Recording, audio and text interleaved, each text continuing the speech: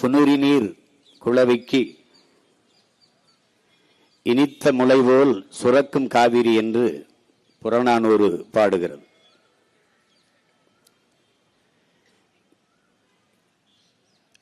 வான் பொய்ப்பினும் தான் பொய்யா மலைதலைய கடல் காவிரி புனல் வரந்து பொன்கொழிக்கும் என்று பட்டினப்பாலை பாடுகிறது. ஞாயிறு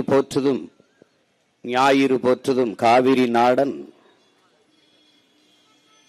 திகிரி போல் பொற்கோட்டு மேரு பலம் வருதலான் என்று சிலப்பதிகாரத்தில் நம்முடைய மூதாதை இளங்கோவடிகள்.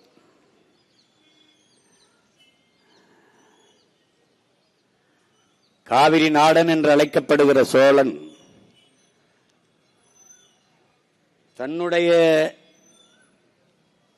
நாட்டை எப்படி பாதுகாப்பானோ அப்படி சூரியன் தன் பொன்னிற சிகரங்களால் இமயமலையை சுற்றி வலப்பக்கமாக சுற்றி வந்து ஒளியை உலகிற்கு பீச்சி பாதுகாக்கிறான் என்று பாடுகிறார்.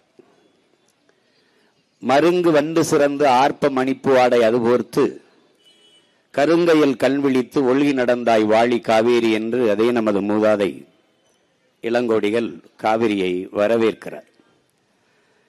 காவிரி தென்பண்ணை வாளாறு தமிழ் கண்டதொரு வைகை பொருணை நதி என மேவிய பல ஆறு ஓட திருமேனி செழித்த தமிழ்நாடு என்று நம்முடைய பாட்டன் பெரும்பாவளன் பாரதி பாடுகிறார்.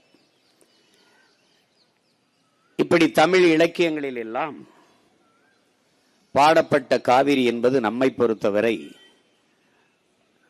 அது நதி அல்ல, அது ஆறல்ல, நம் தாய் என்பதை என் அன்பு தம்பிதங்கைகள் புரிந்து கொள்ள வேண்டும். அதில் வதிவது நீரல்ல, தமிழ் பேரினத்தின் குருதி ரத்தம் என்பதை அறிவு சமூகம் அறிந்து கொள்ள வேண்டும். நினைக்கலாம் இங்கே அமர்ந்திருப்பவர்கள் பேசி என்ன ஆகப் போகிறது என்று. இவர்களால் தான் இது ஆகவே போகிறது. அது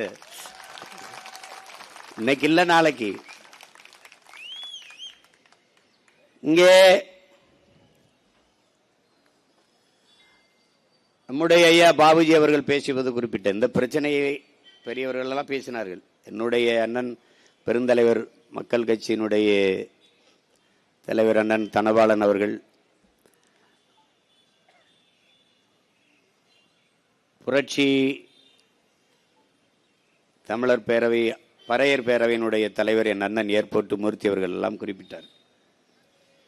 இந்த சிக்கல் இன்று நேற்றல்ல, 18ஆம் நூற்றாண்டிலிருந்து இது நடக்குது. 1800 இந்த பிரச்சனை இருக்குது. 1924 சென்னை மாகாணமும் மைசூர் அரசும் சேர்ந்து ஒரு ஒப்பந்தத்தை போடுகிறார்கள் 50 ஆண்டுகளுக்கு. சின்னதா சுருக்கமா என்ன நடந்தது நீங்க தெரிஞ்சுக்கணும், அதுக்கப்புறம் பிரச்சனையை பேசலாம். அதுல வந்து 75 விழுக்காடு நீரை ஒதுக்கி கொடுப்பது என்று முடிவெடுக்கிறார்கள். அப்ப 566 டிஎம்சி அதை கண்ணாடி தமிழகத்திற்கு கொடுக்கணும், தமிழகம் புதுச்சேரிக்கு. இந்த நீர் வளமையை வைத்துக் கொண்டுதான் நம்முடைய தாத்தன் பெருந்தலைவர் காமராஜர் காவிரி டெல்டா வடிகால் அபிவிருத்தி திட்டம் என்பதையும் புள்ளம்பாடி வாய்க்கால் திட்டத்தையும் இன்னும் பல நீர்ப்பாசன திட்டங்களையும் செயல்படுத்துகிறார். அந்த 24 போடப்பட்ட அந்த ஒப்பந்தத்தை புதுப்பிக்காமல் அன்றைய ஆட்சியாளராக இருந்த ஐயா கருணாநிதி அவர்கள் விட்டுவிட்டதால் 1974 அது காலாவதி ஆகிவிட்டது, வலிமை இழந்திருது. பிறகு அவர்கள் அணைகளை கட்ட தொடங்கும் போது பிரச்சனைகள் பெருசாகிறது. இப்ப 1986 இந்த காவிரி நதிநீர் உரிமைக்காக வழக்கு, ஒரு நடுவர் மன்றத்தை, ஒரு தீர்ப்பாயத்தை அமைக்க வேண்டும் என்று தமிழ்நாடு அரசு செல்லுகிறது.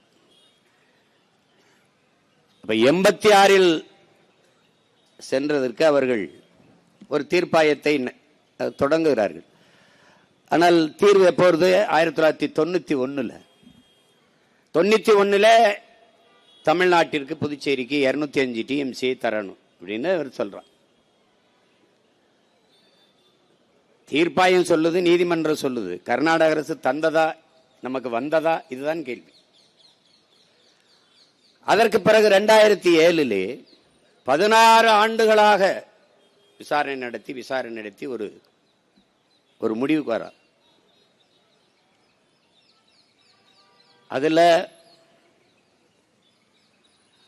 740 டிஎம்சி இருக்குது.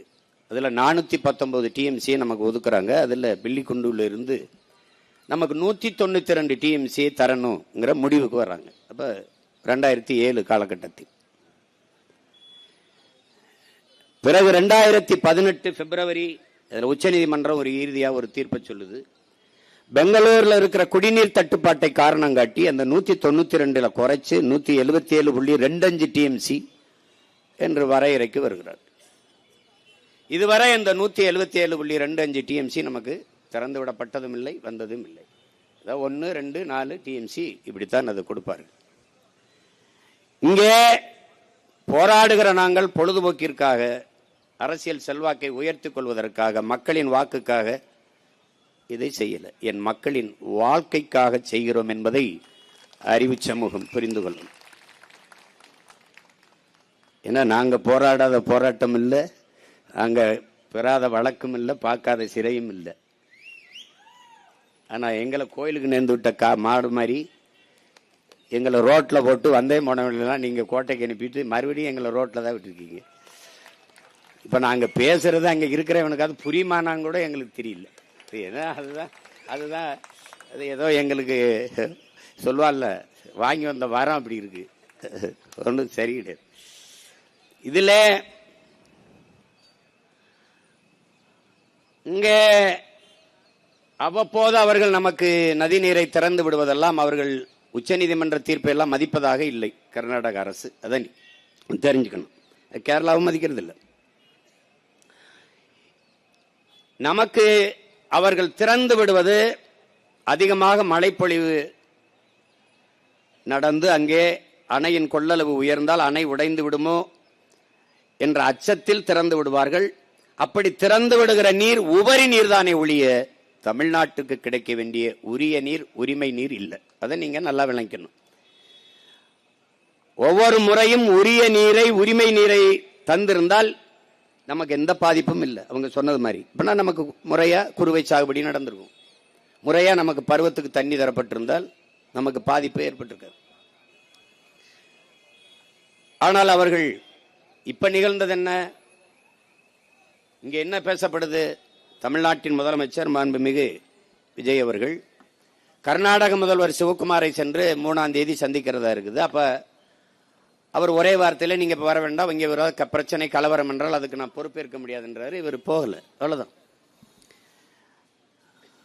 அது அந்த நேரத்தில் கேரளாவில் பெருமழை, அங்கே வயநாடு வழியே, அங்கதான் கபினி அணைக்கு தண்ணி வருது, அங்க வயநாடு வழியே பெரும் வெள்ளம், அங்க வந்து கபினி நிறையும் போது அதன் வழியாக அது திறக்கப்பட்டு காவிரி நிறையுது. கர்நாடகாவில் மழை,